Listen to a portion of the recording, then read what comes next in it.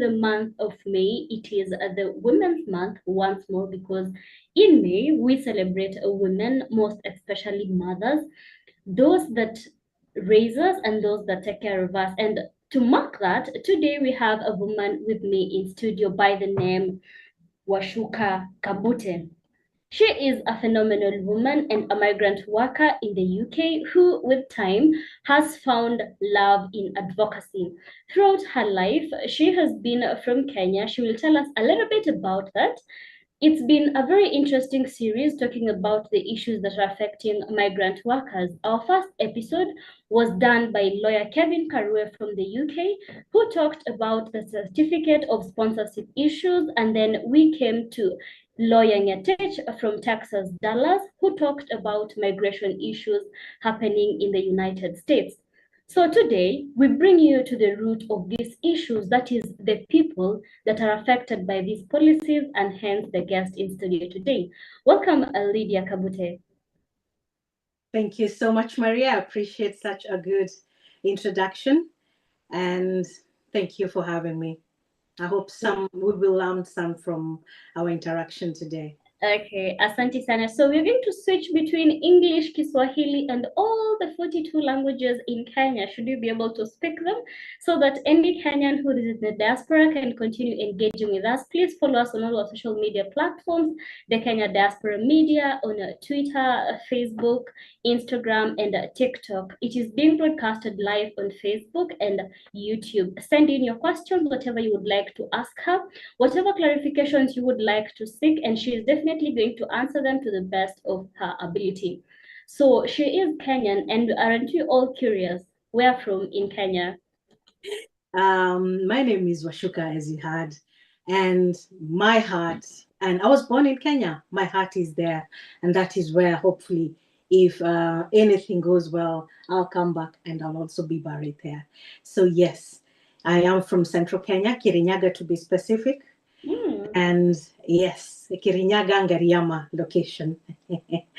Yeah. Hi, looks like huyu ni mtu wetu wa Murima. So tell us a little bit about your journey, share something about your journey to the UK and how, when you went there, what you've been up to as you gear up towards the real issues that brought us to this conversation today.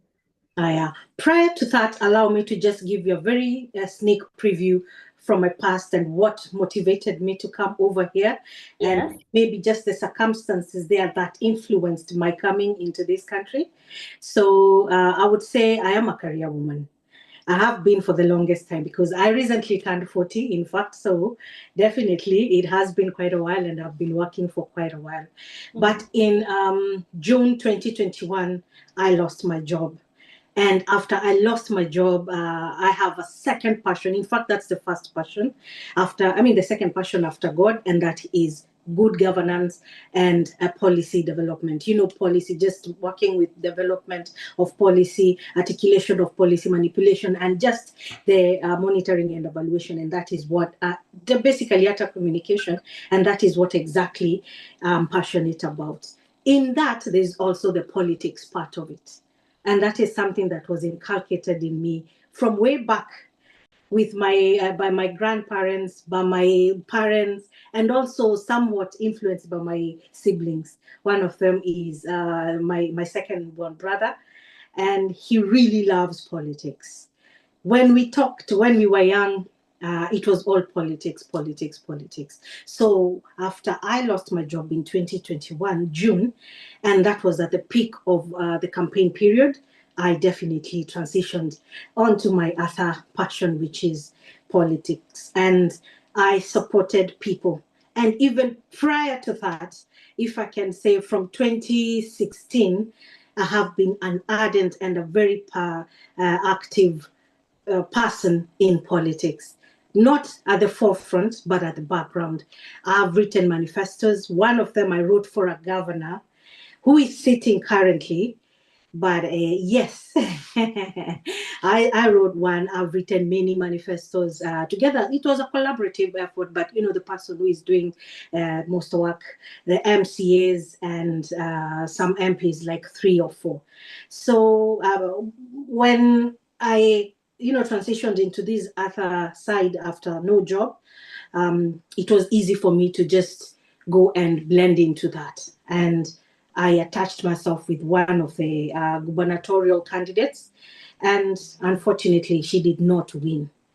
And after that, so I thought, I'm not going to make it around here. And no matter how hard I tried to even just look for a job, even thereafter, after losing my job, I thought probably this is where the dead ends. I mean, the dead end of me trying to get a job.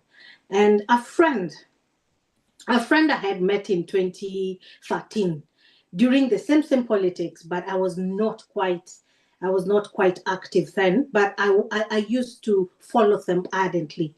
But that following also made me know some people and go and get, the people on social media, you go and get the information from, definitely when I go there, this is authenticated messages. Probably this is just someone saying exactly how it is, no mud smearing and no propaganda. I met someone in 2013 and we became very, very good friends. And when he's based in the UK. And when that was when Uhuru was trying to vie for the presidency, then he was one of the major people in this country, that is in the UK. So after I made a friend out of him, he asked me, so what are you going to do now that you're not working? And, mtu wako haja win, meaning that, you're not somewhere. I decided now to ask him. So I am not quite sure what I will do, but do you have any insights? Do you have something that you could tell me to do and something like that? And then he told me, there are positions here. I have a friend of a friend who is recruiting from the UK, who is sourcing for employees to come and work for him.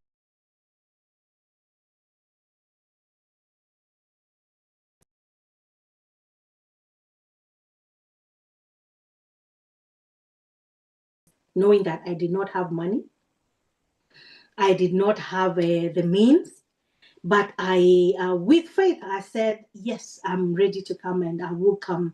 Just give me the process, give me the procedure, and hopefully things will just work out all right.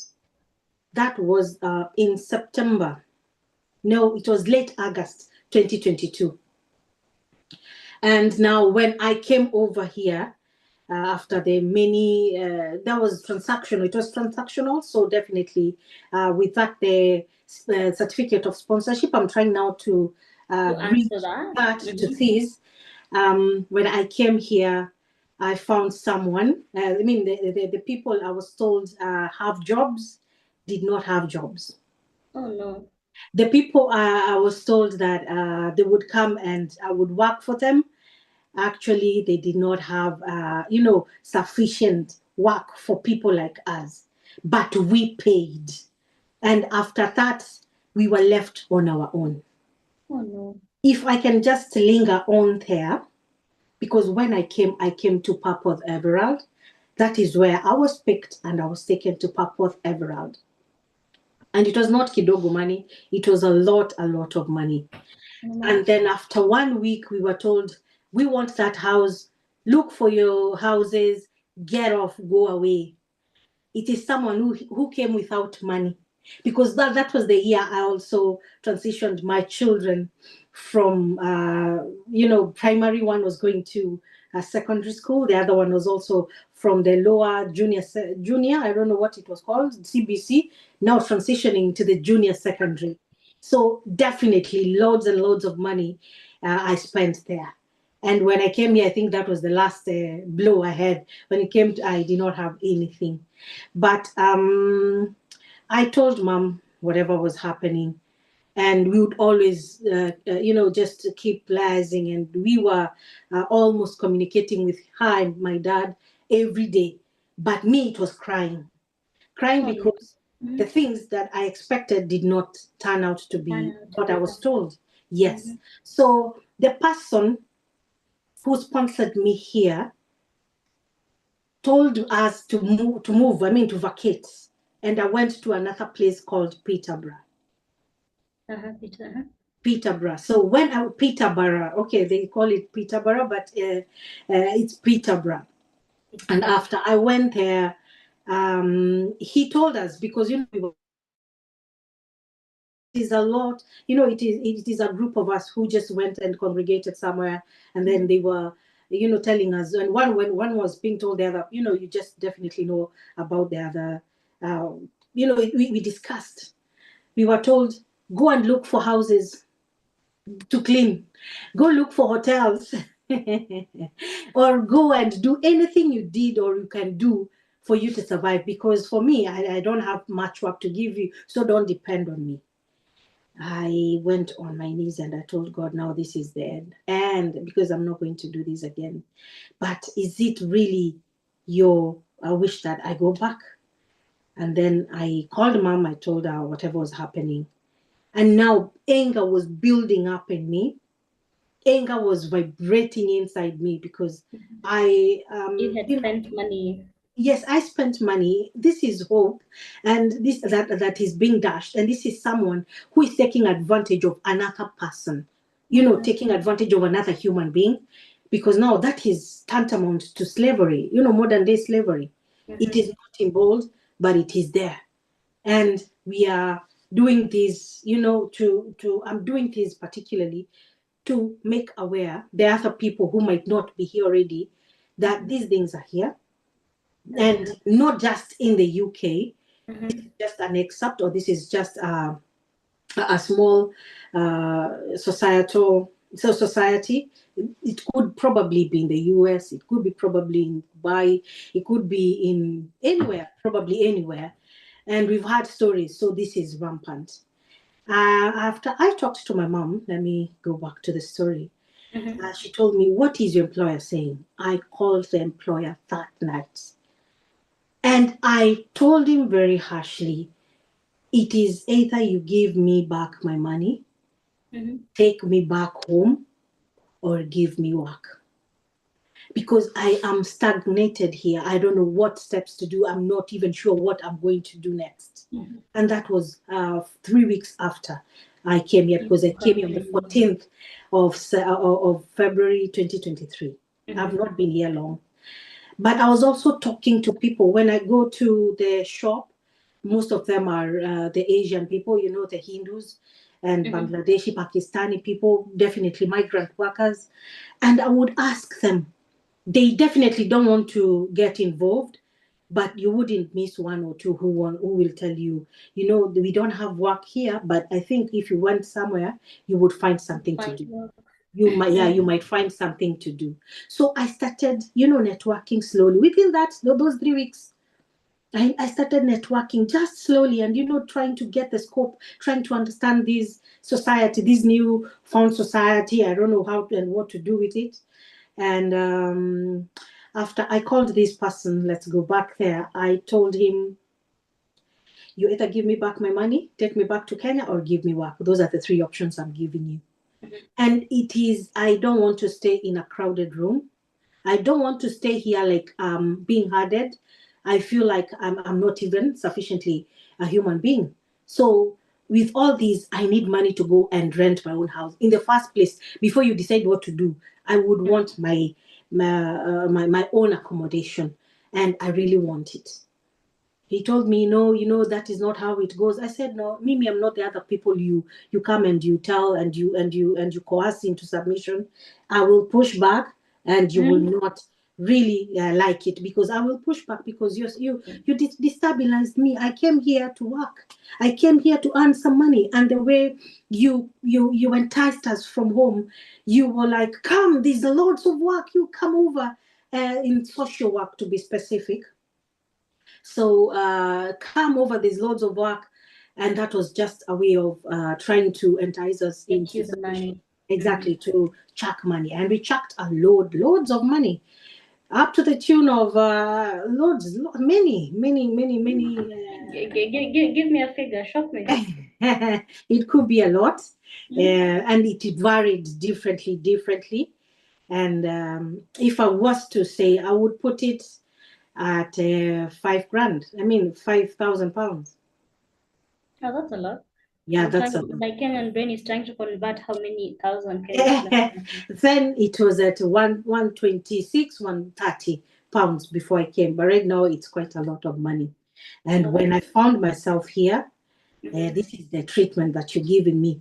So I pushed back, and after maybe 3 days, he sent me some money, £1,000, 1,000, and he told me that is for your accommodation.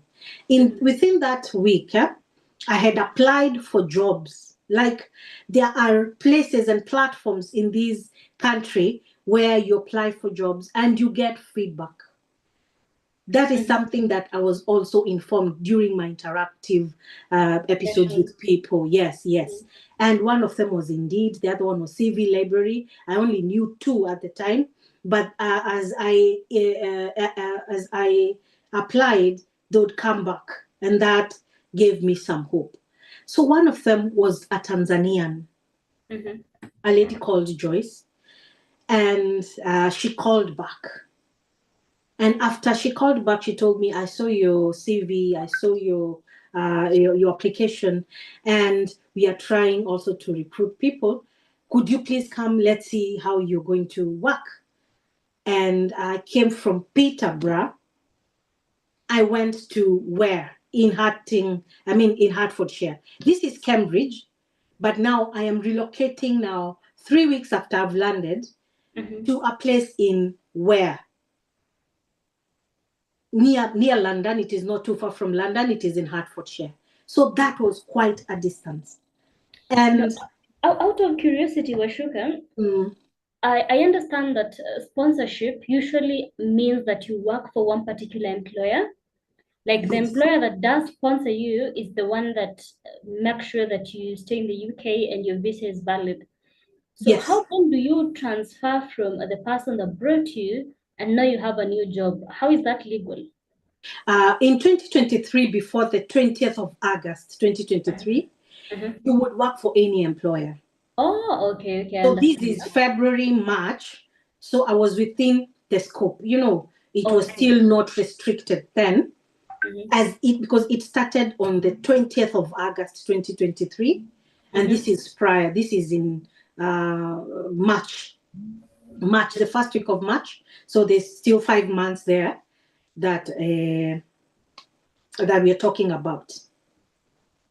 Once we get to the August period, the cutoff point, I will also give a heads up, and then we will carry on from there of how I understand. You can now continue, because I was like, it favored me. Yes, it favored me. Yes. So when I went to Joyce, she connected me to some other Kenyan person who was selling cars, and he's a mechanic. And I bought my first car, very, very small car, a green one, a very, very small car, which incidentally or coincidentally had my initials, LWK. So this is a sign from God. But that was a faulty car. Oh, no. And someone took advantage of my, naivety, and because they thought probably this one wouldn't understand about things, and he sold me a bogus car. It was really nice from the outside, but inside it cost me more than even what I got it for. I had even left some money to go and pay him. I did not even pay him the rest of the money because it was really bad, and it had cost me to repair things, which was even way more exorbitant than how I even had bought it for. So when I went now to where I had a small car. So you see, within this 1 week, the employer has given me 1,000, and this other person, my mom has given me money to buy a small car. My mom and dad, it's my parents. I'm too fond of saying mommy, but it's my mom and dad. No, it's okay. Collaborated, to give me some, because I completely had zero when I was coming here. Completely, because I knew, and from what he was telling us, the first sponsor, once you come here, you will get work, and then from there, then you will be able, after 1 month, you'll be able to sustain yourself at least for some while. So when I went there, I worked. I did care plans. Someone saw, and so this woman can be, exploited. And I did care plans.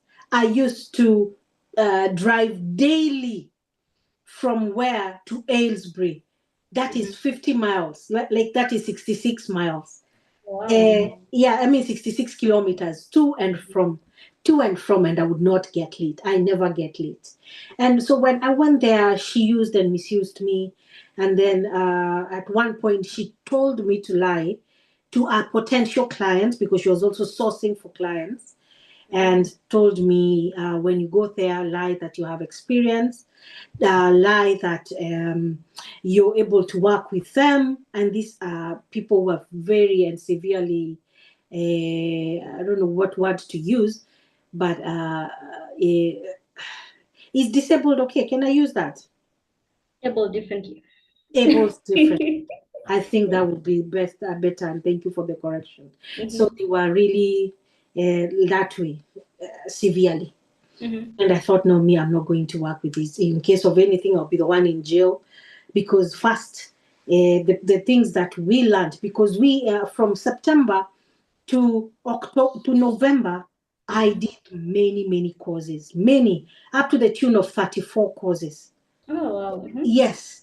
But me, when it Were comes they to, necessary? Or it was just upskilling? Like, no, it was necessary in order for you to be able to fit into the market or fit into this UK market for social care, adult or children or whatever scope of it. You have to have a threshold. You must have reached a certain threshold for you to be able to be allowed to come and work here. And one of it is to have one ACARE certificate, and then there are other miscellaneous certificates that you need also to do what? to have. You have. So I had done loads and loads of them. In fact, one is only supposed to do like 4 or 5, but I intensified in exactly learning about, because transitioning from communication, transitioning from policy and governance, now on to this other side about adult social care was for me something that was alien. And so I immersed myself in books. So with that small knowledge, or that amount of knowledge that I had, this woman saw a potential, gold mine, and she tapped from me. I would work for maybe 18, 20, 23, 24 hours, because at some point I even started sleeping in the office. Okay. Which was something so wrong, because the pay was not But you reflecting. were rating to the hours. Yes, it did not reflect at all. And then I decided I am not going to do this. I called the person again, the sponsor, because he was aware. I told him that I'm going to do this. So I went back and I decided I'm now going to have everything written down. And if I call, I will have a follow-up message or a follow-up email detailing the conversation that we just had. And I told him, I am not going to work here because this is what is happening and this is what is happening. Are there any developments from your end? Because I really don't want to get dirty. And Yeah. yes, and I might also be very, very vicious in my attack. So please tell me what are the things that I'm going to do. And as luck would have it, as God would have prompted him, after 2 days and loads of prayers, I had loads and loads of prayers within this interim. Someone from the office, his office, called me and told me, Wacuka, I heard that you have a car. That's commendable. I said, yeah. And then, is it okay if I connected you to someone else to go and work? It's in another county, so that will be in Somerset. So this is already 4 months. I mean, 4 weeks, running on to 5 weeks, not yet even 2 months. But now I have come from Cambridge. I have gone to Hertfordshire, in where, and now in Cambridge I head to Papworth Everald and Peterborough. And this is now where in Hertfordshire, and I was working in Buckinghamshire, Aylesbury. So those are loads. Those are 2 places. very many places. So I am yet being told to go to another county, that is Somerset. And I gave it a thought and I said, you know what, I'm going to do it. I said, fine, let's do this. And after another, and this coincidentally, now, this other person did not want these papers. They wanted to have their own training, their own papers, their own in-house training for people like us who are going to work. And I did that within 1 week, within 2 weeks, something that's supposed to last maybe 2 or 3 months. I did it within a week. Oh, so nice. That is somehow you just rush into that, you get the certificate, you get the and job, to get a job. So somehow that is just on the detrimental side, because in as much as you want to have it, you're not equipping yourself, you're not acclimatizing to whatever is being taught. So, but to cut the long story short, I did, and within that 1 month, that 1 week, I had the certificate. I presented it to the office, the sponsor's office, and they started organizing for a job. Little did I know that is where my woes would start and begin. Because after I was accepted, and after I was authenticated, and I went to work in Somerset. I took an Airbnb,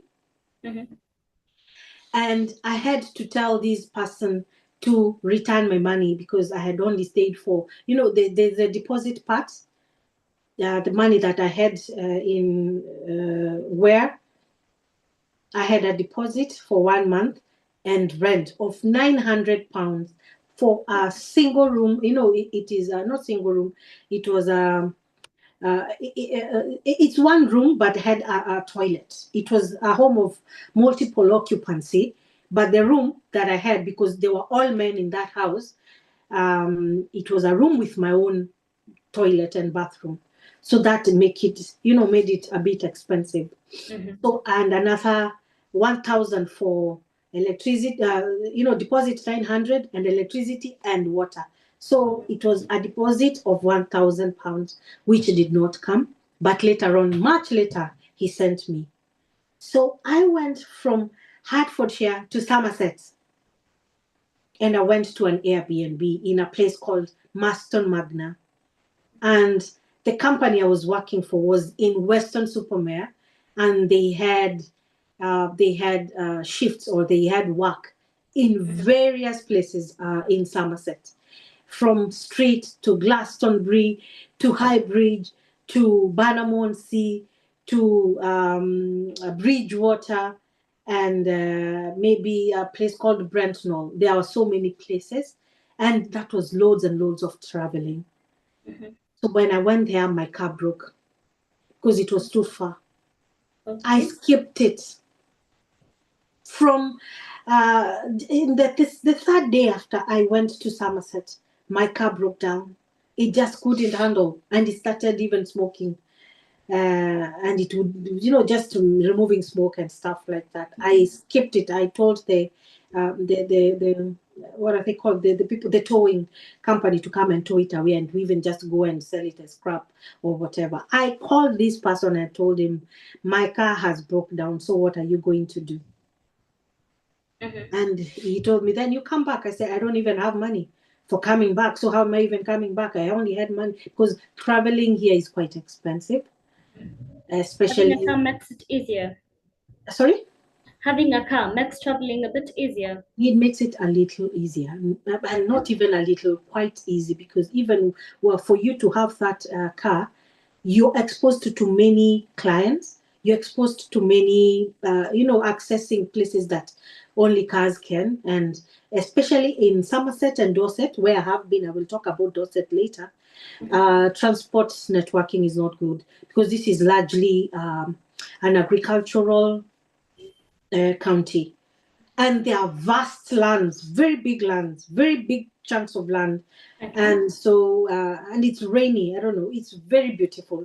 Somerset and Dorset, they lead even in, and Devon, they lead even in landscape beauty worldwide, for real. If you just Google it, you will see that it is really beautiful. And so definitely I told him I don't have a car and I cannot even come. I don't even have. And this is just the fourth day. I don't even have money to come over.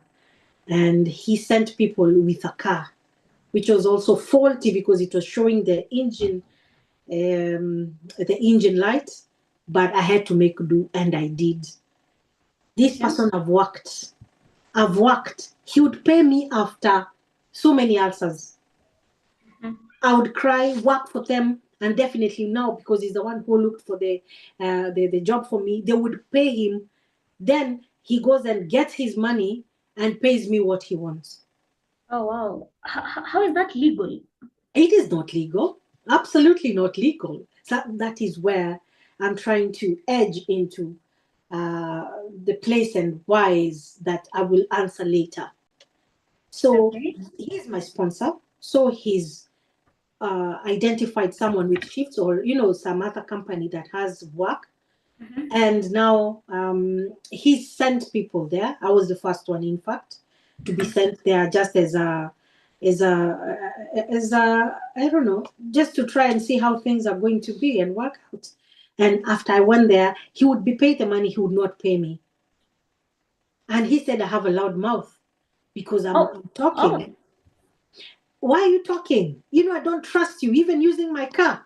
And I said, okay, you can take a chunk of whatever you think that I'm using, and you're not giving me fuel, you're not paying for the mileage, you're just paying for the shifts, the hours that I'm doing, and it's not even adequate money, but you still want to refuse to pay me. I'm not going to do that. So I did that in late of April 2023, May, June, and July.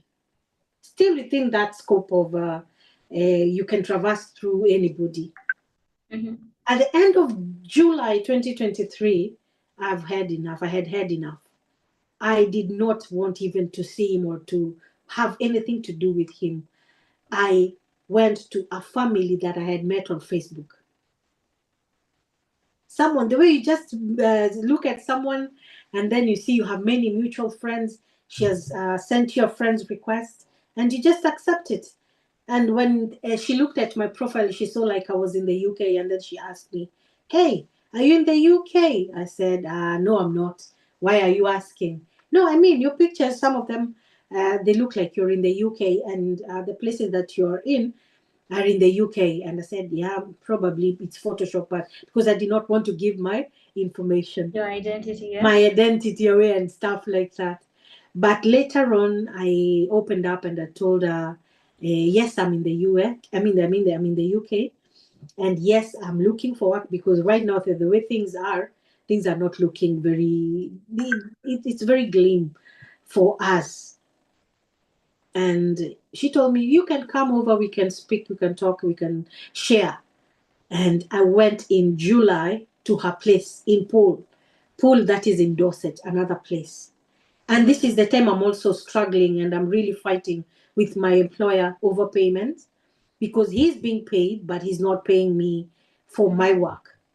I have a question there because I think some of these issues, I've only had them with the people who work in the Middle East. How exactly does your employer get access to your bank details? Like, what's the payment model? Why does money have to go from employer to a middleman to you? The middleman is, he's the sponsor.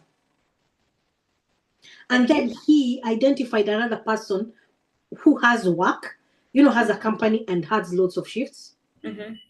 So he employed them.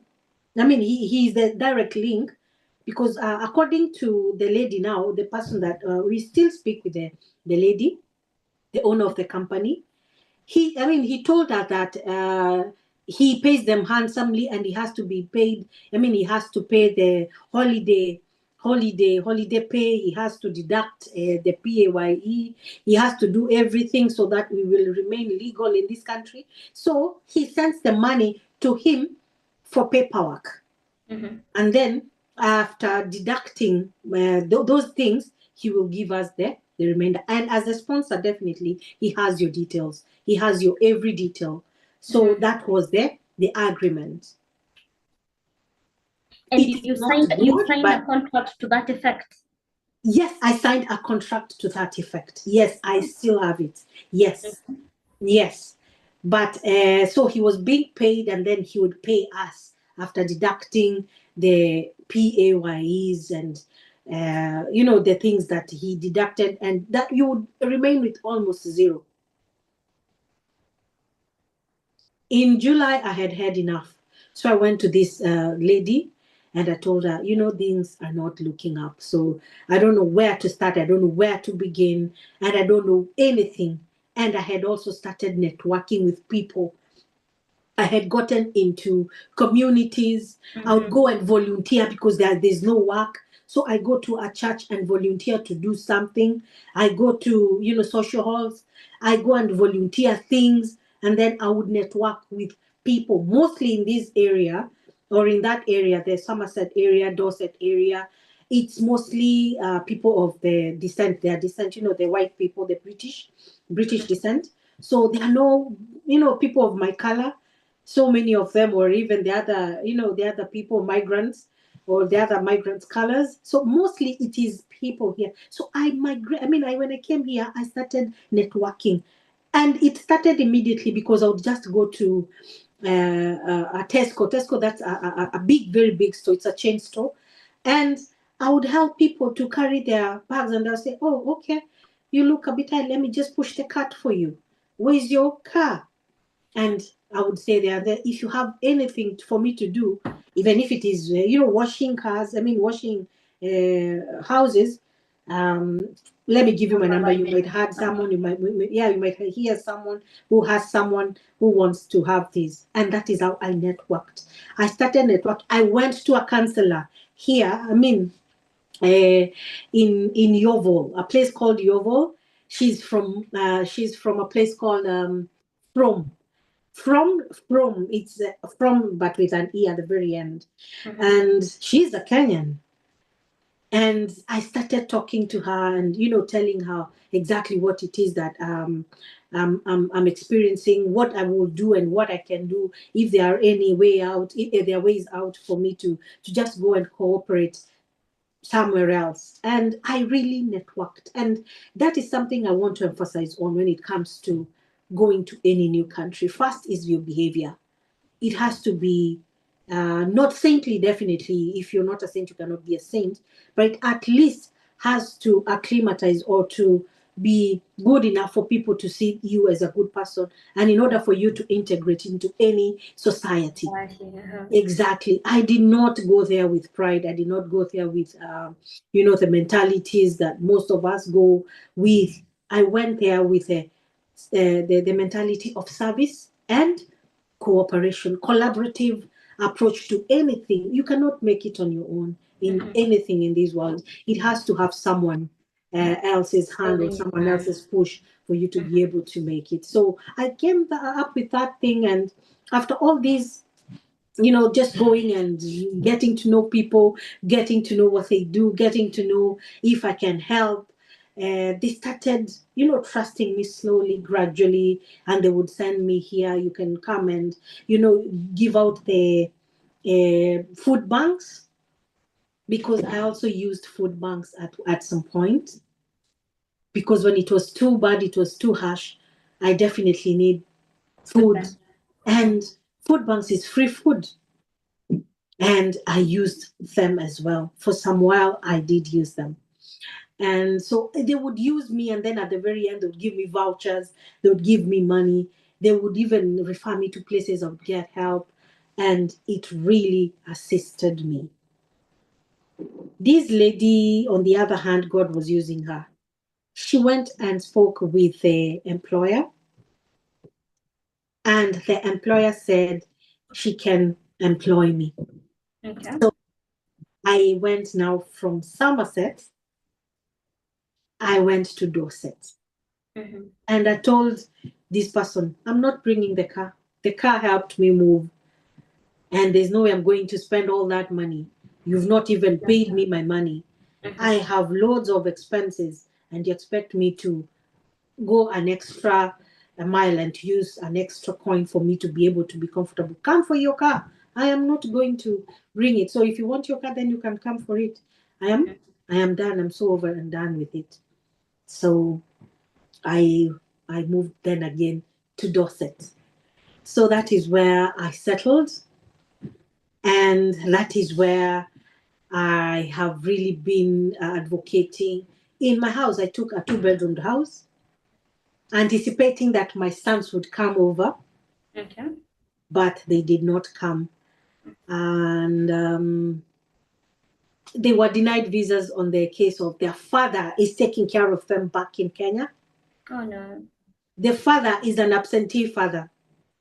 That's unfortunate. The father has never done anything for them for close to 9 years. Oh, no. I took him to FIDA. I took him to the court of law in Kenya, and he was given a court order to take care of them, but he's never taken care of them.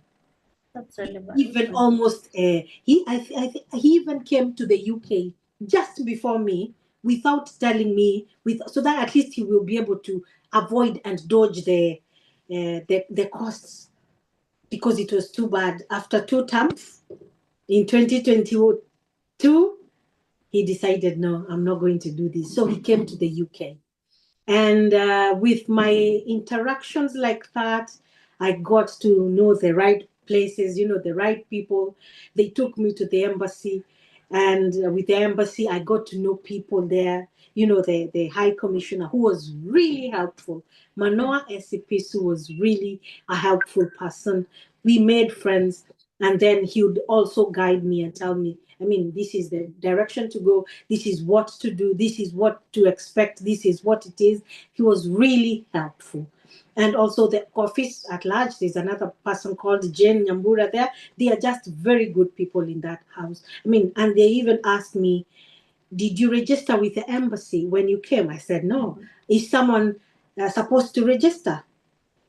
Apparently, you have to register. Anybody going outside the country, exactly. Look for a consulate, look for an embassy, look for a commission, look for anything that will announce your presence in that country. In case of anything, in case of any evacuations, in case of any relief, in case of any, unprecedented happenings, you will be safe. Exactly. To be easy to find you, to be easy to report it, to be easy to, even for yourself.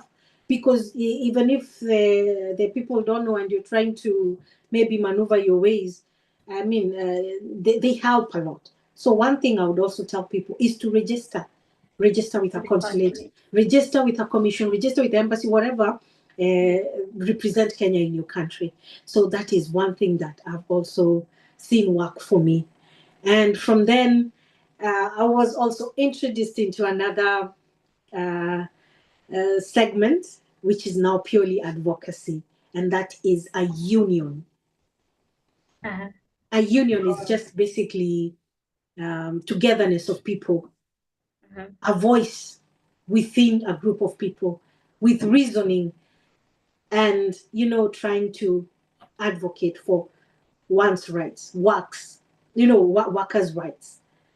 So I found mine in Unison. Oh, it's the t-shirt you're wearing today? Yeah. Yes, definitely. Yes, this is the Unison I'm talking about. Yes. Okay. Thank you. I've just come from one of the advocacy meetings, and I had it on. By the time I knew it, time was already lapsed. I did not even have time to change. So yes, this is the Unison. Yes. It's totally okay. So thank you very much for sharing the first part of your journey, especially touching on the details about, your transition from Kenya to the UK. And we can admire resilience, because one thing about a Kenyan spirit is that it's very unbreakable. Give up despite the many challenges that you're going through. It looks like you did go through a little bit of culture shock. There was a lot of emotional, changes that were happening in your world. And I can imagine the counties that, say, we have in Kenya, because for someone who's never left Kenya, they can bring this home by thinking you have a job in Nakuru and then you live in Nairobi and you have a car and someone expects you to commute, and you won't even be paid your full wage because someone else has access to how much money you're supposed to be paid. That's so taxing, and I really hope that things have gotten better over time, and maybe you'll tell us if they have, because that has a little subtext of slavery to it. And I'm really sorry that you went through that, considering the person that took you there is someone that you knew. That feels really, really horrible, even from a humanitarian point of view. So as we go into the challenges that you've endured, I like the fact that you try to find a solution, and you have been doing that from 2023. So I want us to now walk into what are you doing. We start from the main challenges that a UK migrant worker is experiencing. And since migrant workers come from all over the globe, it's not only Kenyans, because once you've left Africa, or once you've left, you're now a global citizen, which means anyone that you meet in that particular country that's not a native resident is someone that you can relate to, as seeing your challenges are the same.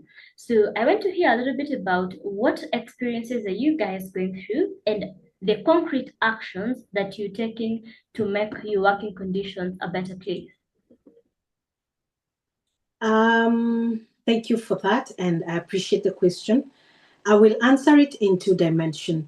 One, what made me realize that I can step in and help out or advocate for or stand out for other people. And the other thing is the plight of the migrant workers. And I just want to correct you there. The person I knew someone who knew someone. So it's the third generation. So he was trying to help me. And definitely by that, yeah, he was all well, he had well intentions, good intentions, but the person did not have. It is his friend who had a friend. So you see, that's three, a three, steps relationship. A migrant worker is anybody who was not born and anybody who was not born in a country or a setup or a place. And I, being born in Kenya, qualifies me to be a migrant worker here in the UK where I am. Others were born in Uganda. Others were born in Pakistani. Others were born in the US. Others in Switzerland, in the Middle East, and various places, but you have all conglomerated here to come and work as migrant workers, because there was an opportunity which the UK government identified, and they saw that their generation is, I mean, the people, the most of the people in their country, the generation is the elderly generation. And progressively, they did not have people to come and work with them. They did not have time to, they are getting sick. They don't have people to care for them. The NHS, which is the National NHS, National Health Service. National Health Service also identified loads and loads of the burden of their workers, so that it was really burdened, and it burdensome for them to care for, let's say even for just one client or one person. One worker. Exactly. So no, not worker, the people who are aged. So that is where they identified, they opened up the boundaries for international recruitees like me to come and work. I think that was in 2021, after COVID, or just before, during COVID, to come and work in the NHS and the social, adult social care. So that is what opened up the boundaries, because they had loads and loads of elderly people or the aged people, but they did not have people to take care of them. And that is when they saw there's a lacuna, and they opened up the doors and they opened the gates for other recruitees or the other migrant workers, and they came from all over. So when we came here, to just fast forward, we came here, we are all of us here, we are experiencing almost the same problems and challenges, exactly. So there's the culture shock, definitely. You expect when you meet someone in the on the streets of Nairobi, you'll just have a smile and they will smile back at you. Here, it's go your way. So they're not that. People would confuse them with being cold. People might confuse them with being unapproachable, most of them. But I think that is the culture that they have been raised in or into, and they just don't know being, the social part of them is just not there. They're just very quiet people. And that for me was a culture shock because you would sit with someone, and when you're told to greet someone, even in church, you'll be like, hi, because of this color, definitely. It's everywhere. So the racism also is there. It's big, yeah. There are people who've never seen a black person, let me say, of another race. Like when I went to Somerset and I would go to Tesco, for example, people would queue up and see, this person who's coming.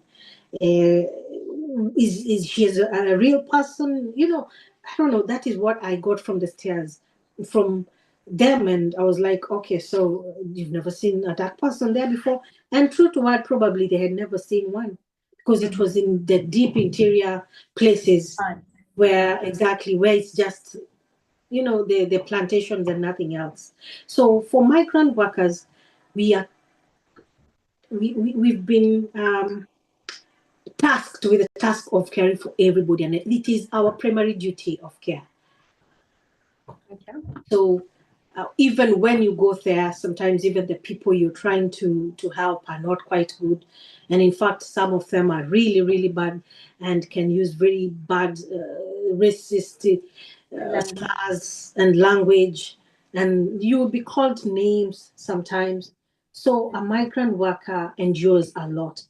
And this is not just for one person. I mean, one designed for one person. It's experienced by the vast majority. And so when I started sharing with people of like mind, they told me there is this unison where it is a trade union, just like the one in Kenya. There is NAT, there is the KMPDU, there is I don't know which one else are there. And so it's the unison. It is for most migrant workers, and it is one of the best things and one of the best decisions I ever made. Because after I joined, they took me to a place to train me, a place called Get Active. And for that training that I received, it was training to even advocate for people. And that is where I was reborn. And don't ask me to say exactly what happened there before, because I will not give details at this point. Allow me to just hide it. In December 2023, when it was really bad, I have people, probably I will write it in my book, which is almost coming out. Oh, nice. Yeah. And something happened, very, very bad thing happened. And I thought of something that I have never, ever thought about. And when I got out of it, it was a depressive situation. I'm so sorry. Very, very severely depressed. Severely. I will not get into details because I know maybe that would be the thing that you will hook out and put as your your label. No, we are very empathetic because we know how hard it is to be out there. Yeah, it is really hard. At some point, I even, let me just say it, for the sake of another person, but not to be amplified, and I will not allow, I would not be happy if you amplified it. I almost contemplated suicide. I'm really sorry. Because things were really, really bad, really tough. And after my kids were denied visas on the grounds that their father is taking care of them back in Kenya. And this is an absentee father, a deadbeat, who left a long time ago, which is okay, and went and, settled. And then, flimsy reasons that they had for them to deny my children's visa. Now, coupled with all these things that I'm experiencing at the workplace, and exactly, I almost just blew it off and said that was the first time I ever thought about something like that. I'm always the strong one. People come to me and tell me, Wacuka, this is what is happening. And I would, be the ever-present friend, the guide, or, I mean, I don't know how to put it, but I was really frail at that point. And this made me realize that if anything happened and I had gone, it would not have augured well with so many people. And many people they are in my state of mind. So if I did not unalive myself, I have to do something. I was reborn. I knew that is where I've always been advocating for people, but in subtle tones. This is now where it magnified into greater and grander heights. And that is when my advocacy started. So let's just jump on to Unison. After I went into Unison, they took me through some rigorous training so that they told me to identify what problems or what areas migrant workers face, the challenges they face, what they can do to alleviate those problems, what they can do to subvert the problems, and to make people aware of what to be expectant of and what not to be complacent about. So they gave me rigorous training, and after that, gradually, the local governments, together with Unison, they took me in, and I have been in some, committees just trying to advocate. Within that, we did a petition to petition the government to abolish this certificate of sponsorship, which is tying someone to one employer, and make it open for someone to work for the government who has the sole responsibility of the certificate of sponsorship, so that at least anybody who, any service provider who is accredited by the CQC, a person can work for them. So it is a certificate. When was this petition, Wacuka, considering over the last 1 year, the UK IV laws have just gotten a little bit more unbearable, especially for migrant workers? Absolutely. And that is exactly why it pushed us, me and some other people. I can send you some of the photos that I have. There are quite many. That we took to Parliament on the 28th of November, 2024. We went and talked to those people. We told them our plight. We told them why this certificate of sponsorship should be made common, and that we should have a certificate of sponsorship from the government, but it is now being bestowed or being, given to a person as trust. Not because they would threaten you. Me, I was told I would be even deported by this person that I worked for. In fact, even the second one. And now you see, this is another person I'm working for, and they're telling me you even have to lie so that we get this client. And you have to lie for us to be able to get this, and if you don't, there is no payment. And some of those things are fair. And not just for me, it is everyone, mostly everyone, in fact, everyone, especially the migrant workers, have experienced that at one point or another. So it's detrimental. You see people just walking. Some of us have even died. I have another lady that we lost, in fact, 2 people. She was really not in her rightful mind state, in her rightful mind state of mind, and she just collapsed and died. Another one, we've taken them to mental institutions. I'm not allowed to say where and which, but those are the things being experienced by people here in the UK, some of them. And maybe it is because they're being tied to one employer. Some of them have even the sexual harassment. They're being harassed sexually. If you don't sleep with me, if you don't, comply, probably I'm going to threaten you with deportation. If you don't do this, there's always a catch with anything, and it's not a favor. We are here to work. We are here to get our pounds, but before you get those pounds, in most cases, it's always a bit crazy on that side. So as Unison and other trade unions, there are quite many, and people are allowed, you're, as a worker, you're allowed the right to any trade union to be a spokesperson. We identify the main areas. We identify where we can, make our people aware, even being active in also telling other people, and also make beneficial, what are they called? Alteration to laws like the ones that you're doing about the CQC and the Certificate of Common Sponsorship, which is something that will be very good, especially for the UK, because at least we are not tied to one employer. That is what I want to mean. We are not tied to one employer. And then now the other thing about I would want to talk about is the involvement. Once you get involved in this advocacy work, it will run deep. You don't just advocate for the migrant workers, it will even go over and beyond. And you will also, make things and work a favorable place to work. And some places are unbearable, especially with some racism going on, especially with, because definitely most of the places they just say, oh, we are all inclusive, we do not discriminate against any color, race, or whatever. There is we practice inclusion, but those are just that's not really what happens on the ground.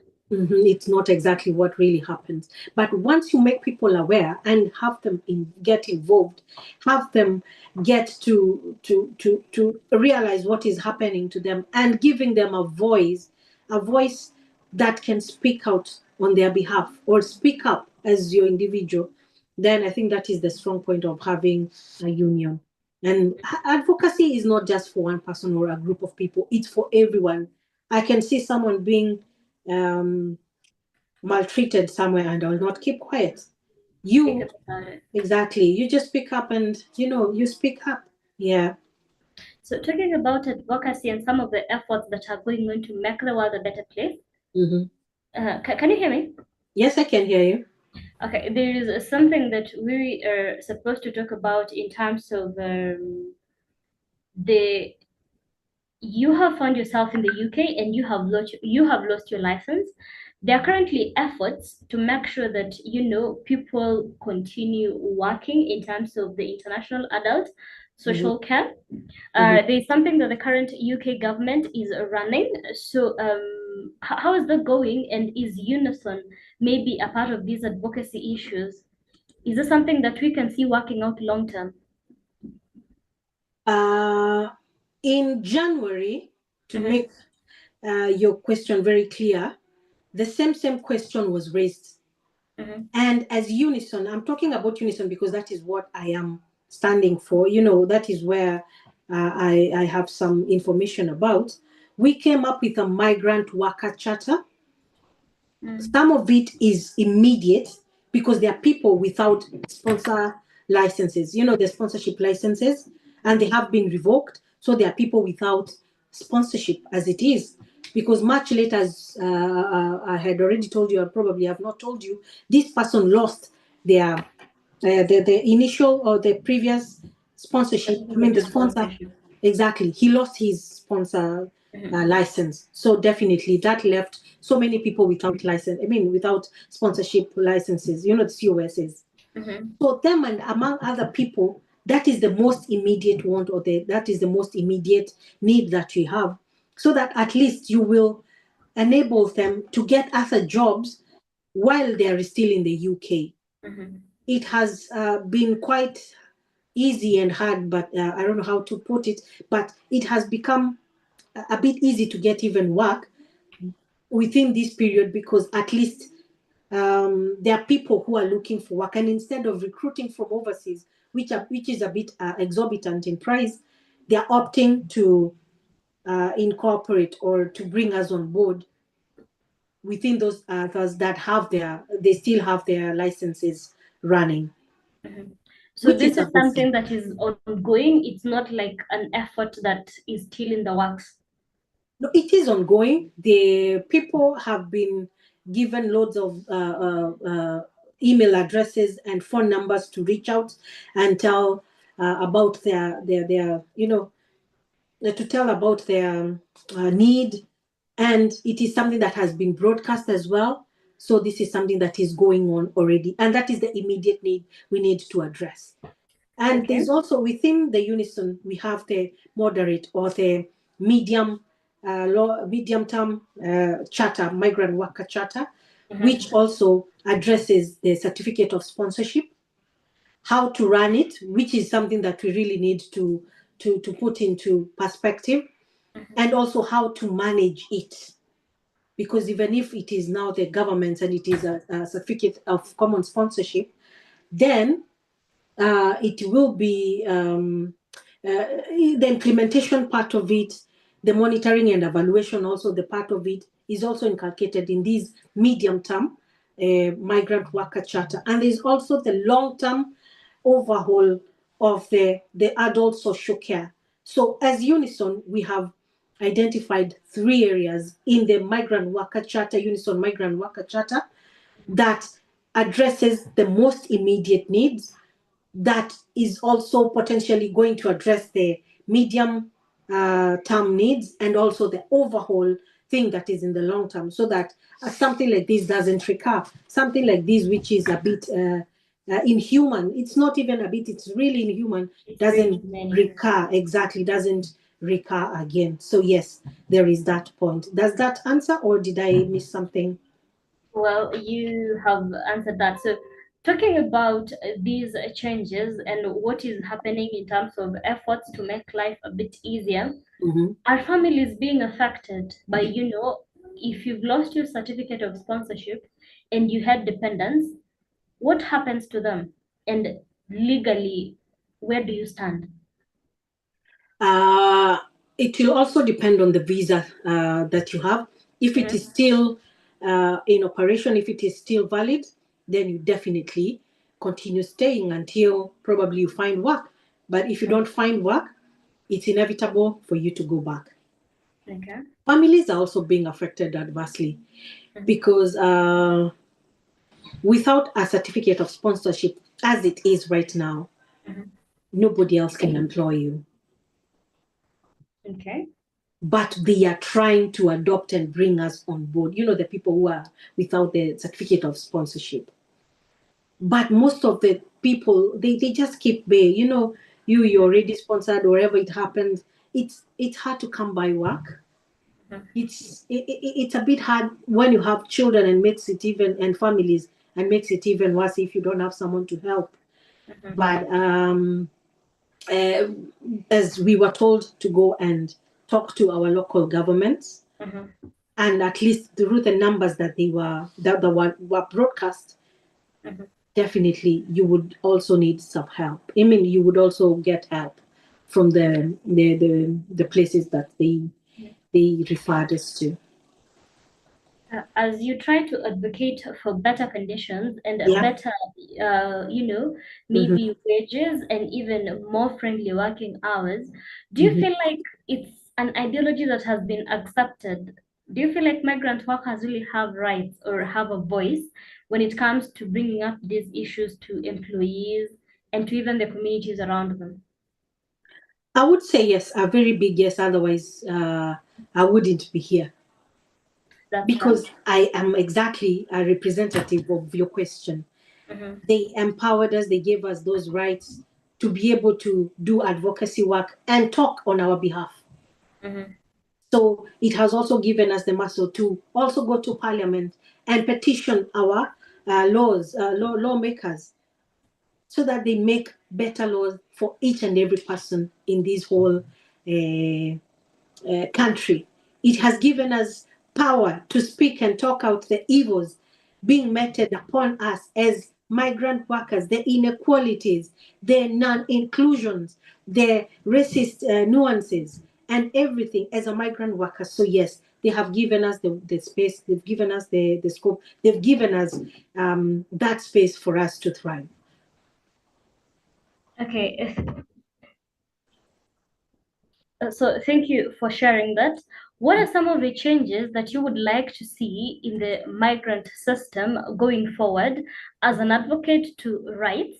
You know, apart from the certificate of sponsorship, what are some of the things that you would like to see working for you to say that we can feel a difference? First of all, the certificate of common sponsorship should take effect like yesterday.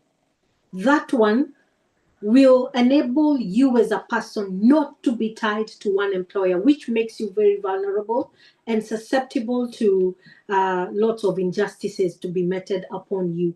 So the first and foremost is let the certificate of common sponsorship be immediately implemented, adopted and implemented for the well-being of the whole social care setup.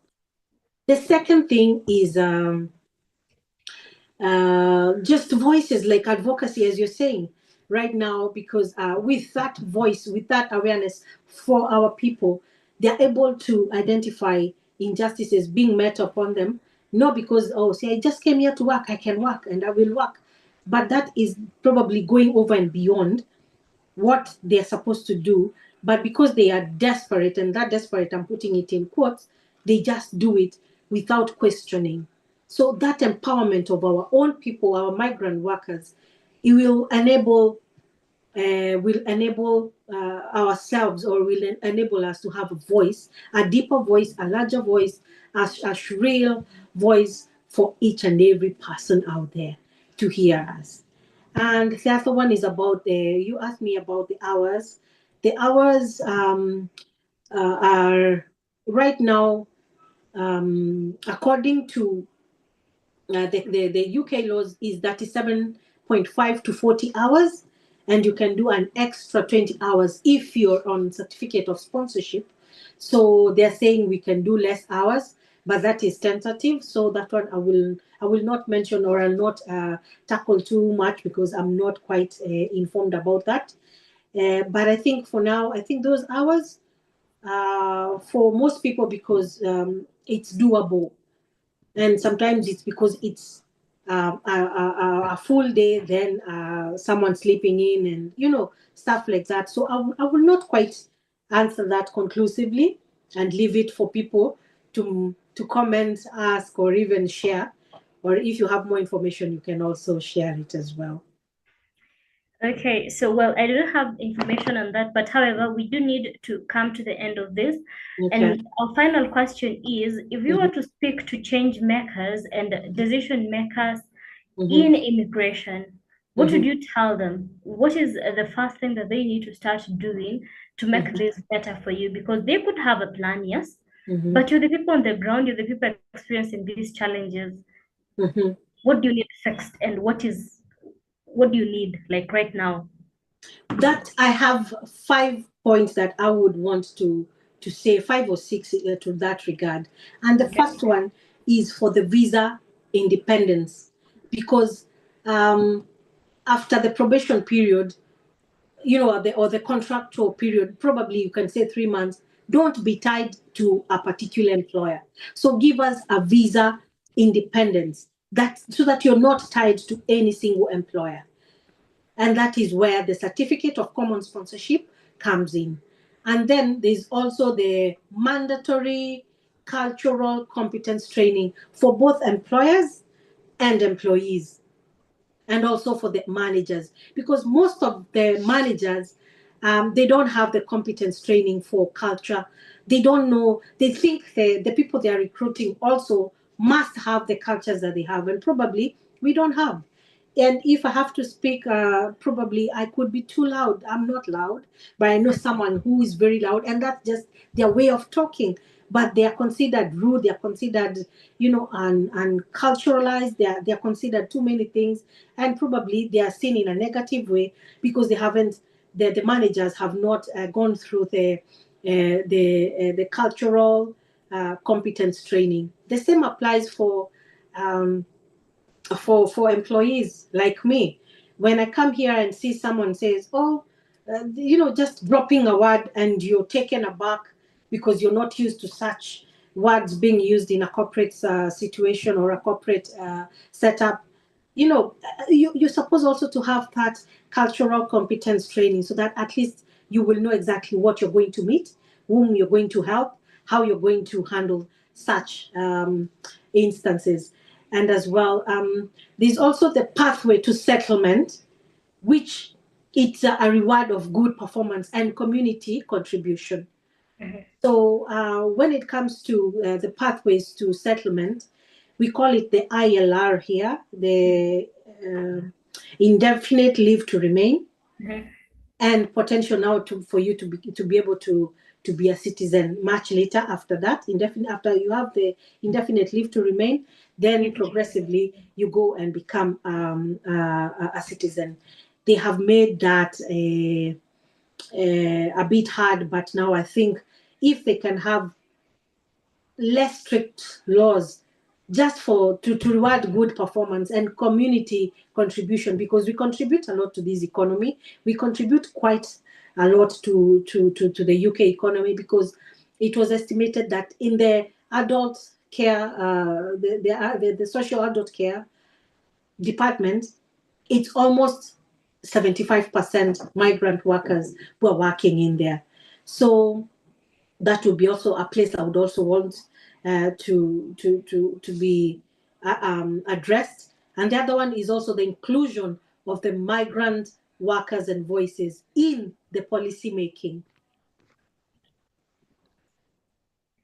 My friend says that it not for us without us. You cannot do things for us without including us in the decision making, without including us in the on the table.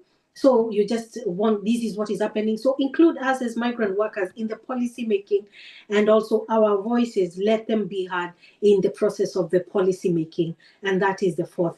The fifth one I would want to see, and I would want to have, is the national grievance system specifically for sponsored workers. When someone is aggrieved, or if someone, a worker is aggrieved, a migrant worker is aggrieved, and they go to the natural systems, the government systems, the courts, and they go to the police stations, the things like that. In more often than not, it will definitely go against them. And they have put that system that it will not work for the migrant worker. So if they can change those 5 things, I think I would be happy. Okay, thank you very much for sharing that. So it has been Wacuka talking about some of the issues and the challenges that face the day-to-day migrant workers. She has talked about the transition, culture shock, dealing with mental health, transitioning from very unbearable employers to finding some sort of relief. We do pray that this story, by her sharing what she went through, you find courage to speak up for yourself, speak up when issues are not going right, and always be ready to advocate for your own issues. You're definitely in a new country, which means it calls for you to be more brave. You are now a minority in a country that, has a lot of new structures, there's a lot of politics that is going on, have a lot of information. And one thing that I've picked from her is the power of networking. She is vocal, which means whatever problems that she's facing, she can easily find a solution because she will speak up. You might not be able to speak up as boldly as she does, but find people and find a network, find a community. Do not die with your problems alone. As much as it's a minority, there are Kenyans out there and there are other migrant workers. Whatever problem you're going through, there's a chance someone has gone through it and they have found a solution. She did, and she is continuing to do that.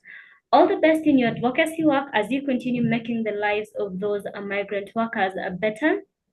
We hope that your voice is heard. Continue speaking up, continue being bold. Would you like to tell your mother Happy Mother's Day? Happy Mother's Day, Mommy. And I love her too much. And to all mothers out there, me being one of them, not just the birth mothers, the people who've also taken care of children that are not theirs, surrogate mothers, adoptive mothers, and also career mothers. Mwah, mwah, mwah, mwah. Happy Mother's Day. Thank you very much for engaging with us today. So thank you all our viewers from whatever part of the globe that you are watching for. I have been Maria Njoroge, and this has been the Diaspora Spotlight. I look forward to seeing you next week for an even more interactive session. If you have questions about immigration, certificate of sponsorship, anything that is legal, or even the experiences that you could be going through, we have the experts and we have the people with lived experiences that will help you navigate these challenges. Do not die alone. Do not struggle alone. There is a solution for all your problems. I'll see you next week. Kwaherini.